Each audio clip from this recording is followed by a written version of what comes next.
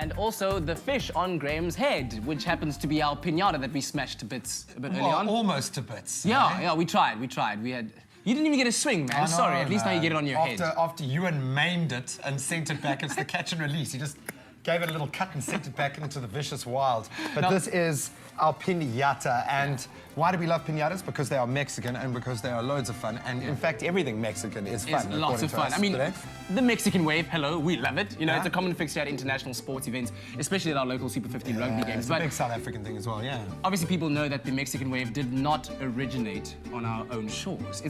In fact, there's a lot of people across the world that have laid claim to the origin of the Mexican wave, that they invented it, but nobody actually really has any kind of concrete proof of it, except that it was first broadcast on international television during the 1986 World Cup in Mexico. Hence the name, the Mexican wave. I mean, how crazy is that? But it would sound wrong, the Canadian wave, eh? Yeah, eh? Canadian wave, eh? Or the Irish waves. Irish wave? No. Wave, son, wave. All right, so we've got another big favourite, I think a bit more suitable in Cape Town and Durban, your coastal areas, the siesta, okay? Although not uniquely Mexican, the name is Spanish, meaning nap or rest. So for today, be sure to have an afternoon nap in honour of our Mexican theme. They actually say it has huge health benefits to take a little nap in the afternoon, especially in the heat of summer, digest your lunch properly. But it's a great way of just kind of doing a little recharge, a reboot. Pull down your sombrero and say to your boss, hey boss, I'm going to take a little siesta. After I return to the desk, I work effectively. But you know, this morning we've been enjoying a lot of Mexican, Spanish-inspired music, flamenco music to be more specific. And you know, the sweet sounds of flamenco actually originate in Spain, but are widely associated with Mexico. And they typically played on the nylon string classic guitar that... Can you strum a little bit of a mariachi tune, a bit of flamenco? Oh yes, there's one that I learned recently. It's called the Classic Romantica. Does it make... I'll play it for you one day. I'll play it for you. Do you know what was missing? You weren't moving the hips and doing the whole flamenco thing. That's the thing, you know how we like to break it down, flamenco style. Now, you met our piñata, we're going to call him Nigel, okay? He's still looking a bit freaked out. Nigel, it's not really a Mexican name, I know, but he looks still a bit nervous. But basically, what it means is container made of traditionally paper mache. In the old days, it would have been made of a cloth or something. And it was used in ceremony or celebration for birthdays.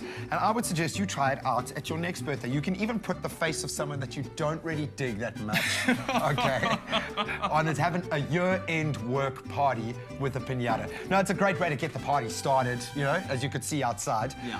A couple of injuries. I noticed you hit Leanne in the face with a flying I'm still so sorry about that, South Africa. I'm sorry, I didn't mean... And if you know Kat, you know how much that's cutting him up, man. I'm sorry. Killing him. I'm sorry. Cutting him up, man. But of course, who could forget the very famous, the very beautiful Frida Kahlo, the fabulous Mexican painter played by Selma, that...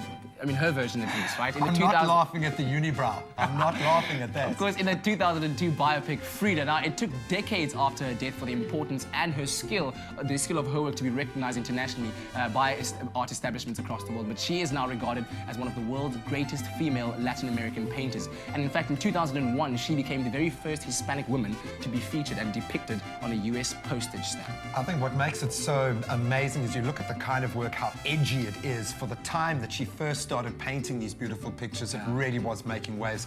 Now she has become quite literally iconic, absolutely beautiful, and we love Salma Hayek for bringing back sexy in terms of the unibrow. Do you think she could see over that? No, it's okay. There's nothing wrong with the unibrow, okay? I love it. A little hair between my eyelashes. So now, of course, one that we absolutely love, okay? I loved him from when I was a kid. I know he's not that PC anymore. Yeah, of course. Speedy Gonzalez. No, of course. I mean, he's one of our cartoon characters that we love. I mean, I actually didn't get to watch most of it because back in those days I was like climbing trees and playing cricket and stuff. But he brought it. Andale. I was allowed to watch like 5 minutes of TV a week, okay? Speedy was it.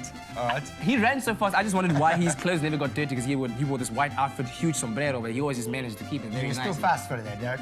Too fast for that stick on him. Sí, señor. But apparently it's been taken off air in some American TV networks because there's been complaints of racial stereotyping. I think they're taking it. Okay, but I mean, come on, man. It's like saying now that I'm speaking like this, I'm being stereotyping. It's a bit too serious. I mean, it's fun, isn't it? Come on, man. This is a family show, dude. Oh, make it all political like that.